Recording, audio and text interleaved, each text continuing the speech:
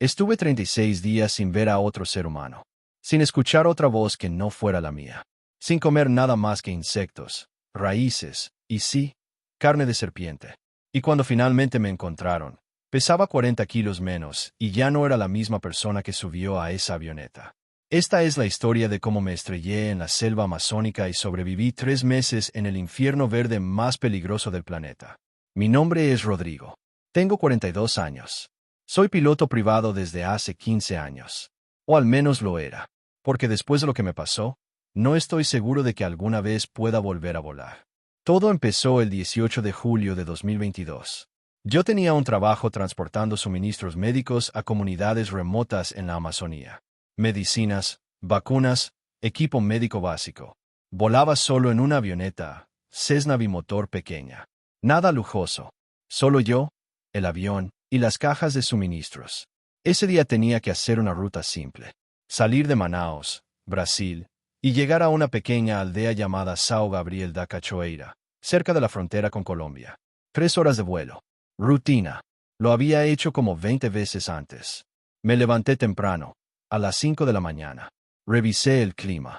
Las condiciones se veían bien. Cielos despejados, vientos bajos. Perfecto para volar. Cargué el avión con las cajas de suministros. Revisé el combustible. Todo estaba en orden. Despegué a las 7 de la mañana. Los primeros 40 minutos fueron normales. Volaba sobre la selva espesa, verde infinito en todas direcciones. Es hermoso visto desde arriba. Un mar verde que se extiende hasta donde alcanza la vista. Pero también da miedo. Porque sabes que si algo sale mal ahí abajo, estás solo. Y algo salió mal. Estaba a unos 150 kilómetros de mi destino cuando escuché un sonido extraño. Un golpeteo metálico que venía del motor derecho. Al principio pensé que era solo turbulencia. Pero el sonido se hizo más fuerte. Más insistente. Miré los instrumentos. La temperatura del motor derecho estaba subiendo. Rápido. Demasiado rápido. Vamos, dije en voz alta. No hagas esto. No ahora. Pero el motor no me escuchó. El golpeteo se convirtió en un traqueteo violento. Y entonces, de repente, se detuvo. Completamente. El motor derecho se apagó. Ok. No entres en pánico. Esto está bien. Las avionetas bimotores pueden volar con un solo motor. Está diseñado para eso. Solo tienes que mantener la calma y ajustar el vuelo. Compensé el peso. Ajusté los controles. El avión se estabilizó. Todavía podía volar. Todavía podía llegar. Pero entonces el motor izquierdo empezó a hacer el mismo sonido. No, no, no, no.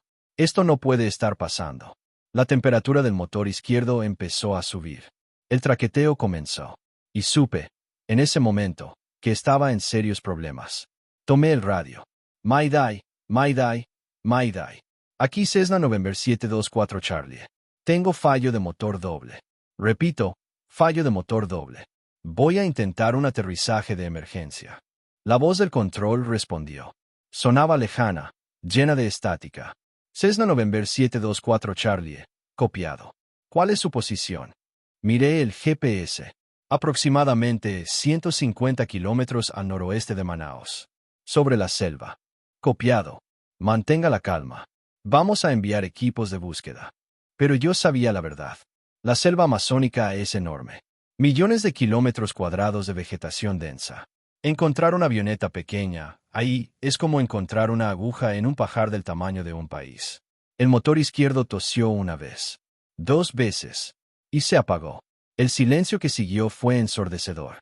Sin motores, solo quedaba el sonido del viento pasando por las alas. Y ese sonido significaba una sola cosa.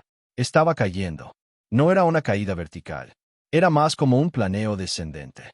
Pero sin motores, sin forma de generar empuje. Solo era cuestión de tiempo antes de tocar el suelo. Busqué con la mirada un lugar para aterrizar. Cualquier cosa. Un claro. Un río. Algo. Pero solo había árboles. Árboles por todas partes. Un muro verde y denso sin fin. Y entonces lo vi. Un pequeño claro.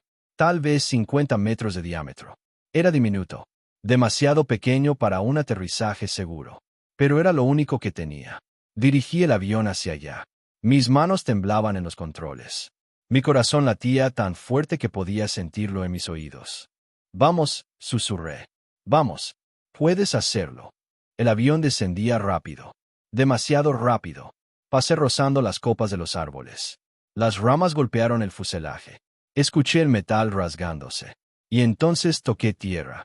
Pero no fue un aterrizaje. Fue un choque. El avión rebotó contra el suelo. Una de las alas se enganchó en un árbol y se desprendió. El avión giró violentamente. Mi cabeza golpeó algo duro. Vi estrellas. Escuché el horrible sonido de metal retorciéndose y cristal rompiéndose. Y entonces todo se detuvo. Me desperté no sé cuánto tiempo después. Podían haber sido minutos u horas. Mi cabeza palpitaba. Tenía sangre en la cara. Mi brazo izquierdo dolía tanto que pensé que estaba roto. El avión estaba destrozado. La cabina estaba aplastada del lado derecho. El parabrisas estaba hecho pedazos. Una de las alas había desaparecido completamente. El otro estaba doblado en un ángulo imposible. Me toqué la cabeza. Tenía un corte grande encima de la ceja. Sangraba mucho. Revisé el resto de mi cuerpo. Cortes, moretones, todo dolía. Pero nada parecía roto. Bueno, tal vez algunas costillas. Dolía respirar. Salí del avión como pude. Mis piernas apenas me sostenían. Di unos pasos y me caí. Me levanté. Di unos pasos más. Esta vez me quedé de pie. Miré a mi alrededor. Estaba en medio de la selva. Árboles gigantes se elevaban a mi alrededor, bloqueando la mayor parte del sol. El aire era espeso, caliente, húmedo. Podía escuchar sonidos por todas partes. Insectos, pájaros, algo moviéndose entre los arbustos. Volví al avión. Necesitaba ver qué podía salvar, qué podía usar para sobrevivir. La radio estaba muerta, completamente destruida en el impacto. El GPS también. Los instrumentos del panel estaban hechos pedazos. Busqué en los compartimentos de almacenamiento. Encontré una mochila pequeña de emergencia. Dentro había un cuchillo, una brújula, un encendedor, una linterna pequeña y algunas vendas. También había una botella de agua. Una sola botella. Busqué las cajas de suministros médicos. La mayoría estaban destruidas. Medicinas derramadas, jeringas rotas, todo inservible. Pero encontré un botiquín de primeros auxilios que estaba intacto. Lo agarré. Eso era todo. Eso era todo lo que tenía para sobrevivir en la selva amazónica. Un cuchillo, una brújula, un encendedor, una linterna, vendas y un botiquín. Usé las vendas para envolver el corte en mi cabeza. No era perfecto, pero al menos detendría el sangrado. Me tomé unos analgésicos del botiquín. No ayudaron mucho. Entonces me senté en el suelo y traté de pensar.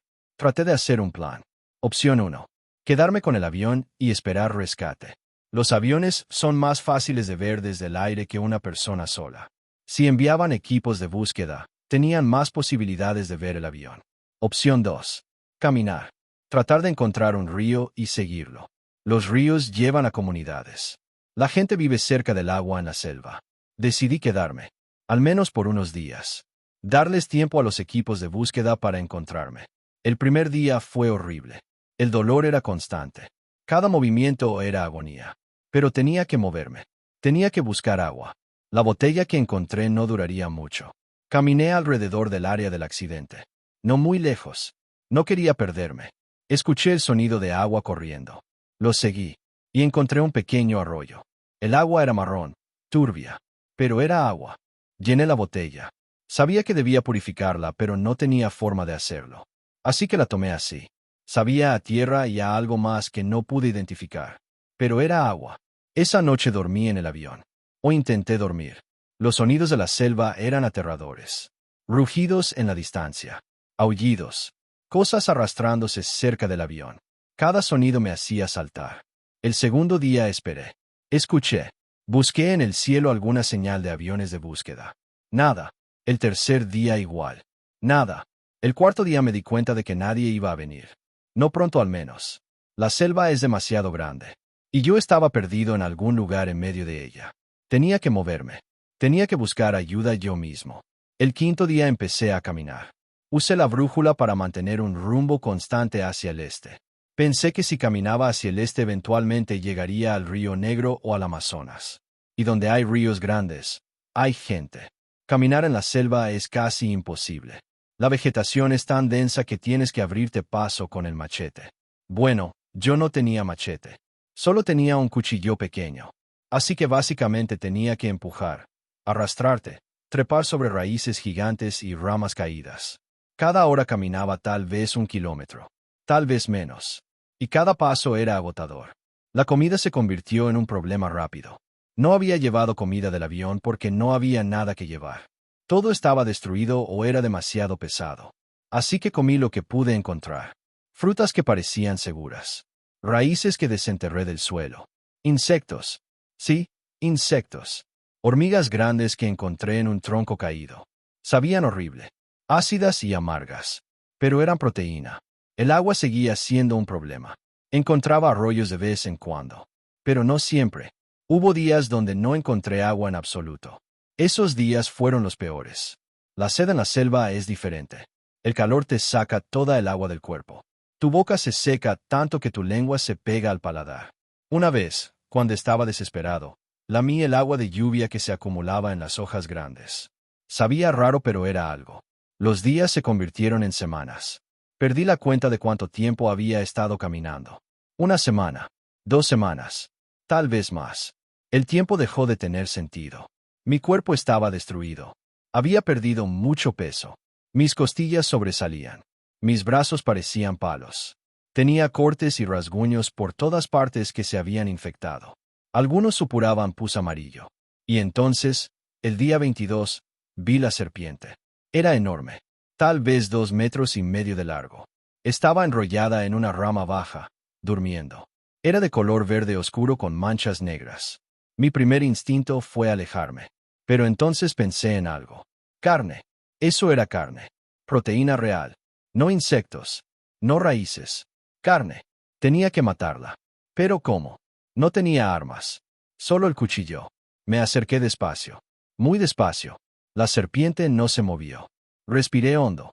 Y entonces me lancé. Agarré la serpiente justo detrás de la cabeza con una mano. Se despertó inmediatamente y empezó a retorcerse. Era fuerte. Mucho más fuerte de lo que imaginé. Se enrolló alrededor de mi brazo, apretando. Con la otra mano saqué el cuchillo. Y corté. Corté la cabeza de la serpiente de un solo movimiento. El cuerpo siguió retorciéndose durante varios minutos después. Es algo que vi en documentales, pero verlo en persona es perturbador. El cuerpo se movía como si todavía estuviera vivo. Cuando finalmente se detuvo, usé el cuchillo para quitarle la piel. Era un trabajo sucio, sangriento. Pero cuando terminé, tenía tal vez 1 kilo de carne. Hice una fogata pequeña con el encendedor. Envolví la carne en hojas grandes y la puse sobre las brasas. No tenía sal. No tenía especias. Solo carne de serpiente cocinada en hojas. Sabía raro. Como pollo, pero más duro. Más fibroso. Pero era lo mejor que había comido en semanas. Comí hasta que no pude más. Y guardé el resto envuelto en hojas. Esa carne me duró 3 días. Y me dio la energía que necesitaba para seguir adelante. Los días siguientes seguí caminando. Siempre hacia el este. Siempre buscando señales de civilización. Pero solo había selva. Infinita. Interminable. Verde. Empecé a hablar conmigo mismo. Era la única forma de mantener la cordura. Me contaba historias. Hablaba sobre mi familia. Sobre mi esposa, Carolina. Sobre mis 2 hijos, Mateo y Sofía. Me preguntaba si pensaban que estaba muerto. Probablemente sí. Ya habían pasado más de 3 semanas. Una noche, mientras estaba acostado bajo un árbol grande, empecé a llorar. No de dolor físico, de soledad, de miedo, de la terrible sensación de que nunca iba a salir de ahí. De que iba a morir solo en la selva y nadie encontraría mi cuerpo jamás. Pero al día siguiente me levanté. Porque ¿qué más podía hacer? Quedarme acostado significaba morir. Así que caminé. Y caminé. Y caminé. El día 32 encontré huellas. Huellas humanas en el barro cerca de un arroyo. No podía creerlo. Me arrodillé y las toqué. Eran reales. Frescas. Tal vez de un día antes. Alguien había estado ahí. Alguien vivo. Alguien que podía ayudarme. Seguí las huellas. Llevaban hacia el norte, alejándose de mi rumbo original. Pero no me importaba. Seguí las huellas. Caminé durante horas. Las huellas se hicieron más claras. Había más de una persona. Tal vez 3 o 4. Y entonces, cuando el sol empezaba a ponerse, lo vi. Humo. Humo de una fogata subiendo entre los árboles. Corrí. Bueno, intenté correr. Mis piernas apenas funcionaban, pero me moví tan rápido como pude hacia el humo. Y ahí estaba, un campamento pequeño, 3 chozas hechas de hojas y ramas, una fogata en el centro, y alrededor de la fogata, 4 personas, indígenas, de alguna tribu local. Me detuve en el borde del claro. No quería asustarlos. «Hola», grité. Mi voz sonaba ronca, rota. «Por favor, necesito ayuda». Las 4 personas saltaron. Una de ellas agarró una lanza. Me apuntó. «No, no», dije. Levanté las manos. «Por favor. Estoy perdido. Mi avión se estrelló. He estado caminando durante semanas». No sé si entendieron mis palabras. Probablemente no hablaban español, pero entendieron mi tono. Entendieron que estaba desesperado. El hombre con la lanza bajó su arma lentamente. Dijo algo en su idioma a los otros. Una mujer mayor se acercó a mí.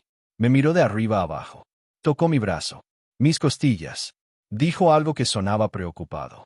Me hizo una señal para que me sentara junto a la fogata. Me dieron agua. No era agua del arroyo. Era agua limpia, clara. La tomé tan rápido que casi me ahogo. Luego me dieron comida. Pescado asado y algo que parecía yuca. Comí despacio esta vez. Mi estómago ya no estaba acostumbrado a comida real. Esa noche dormí en una de las chozas. Fue la primera vez en más de un mes que dormí bajo un techo. La primera vez que me sentí seguro.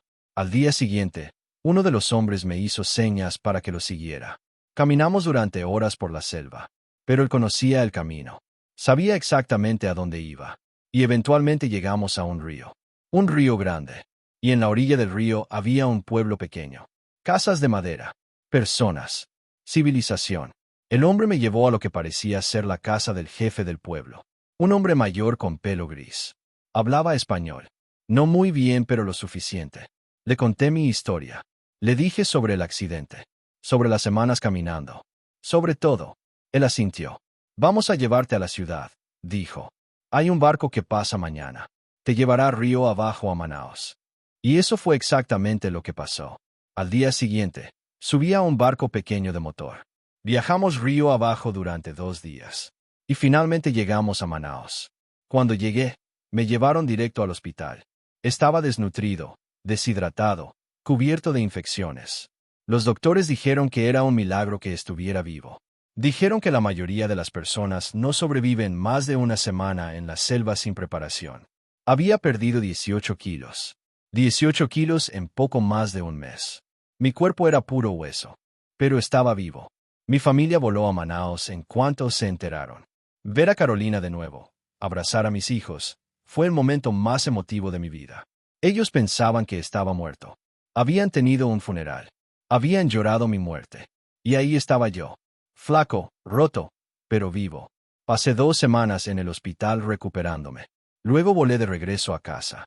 Bueno, volé como pasajero, no como piloto, porque no podía. Cada vez que pensaba en volar, cada vez que escuchaba el sonido de un motor de avión, entraba en pánico. Han pasado 2 años desde entonces. Todavía no he vuelto a pilotar. No sé si alguna vez podré. El trauma es demasiado profundo. Pero aprendí algo de esa experiencia. Aprendí que los humanos somos increíblemente resistentes. Que podemos sobrevivir cosas que parecen imposibles. Que cuando todo se reduce a una sola opción, seguir adelante o morir, siempre elegimos seguir adelante. Aprendí que la soledad es uno de los peores enemigos en una situación de supervivencia. No es el hambre, no es la sed, es la soledad, la sensación de que estás completamente solo en el mundo. Y aprendí que nunca debes subestimar la naturaleza. La selva amazónica es hermosa desde arriba, pero ahí dentro es brutal, implacable, no perdona errores. La gente me pregunta a veces qué fue lo peor de toda la experiencia. Y siempre respondo lo mismo. No fue el hambre. No fue el dolor. No fue comer serpientes o insectos. Fue el miedo. El miedo constante de que no iba a lograrlo. De que iba a morir ahí. De que nunca volvería a ver a mi familia.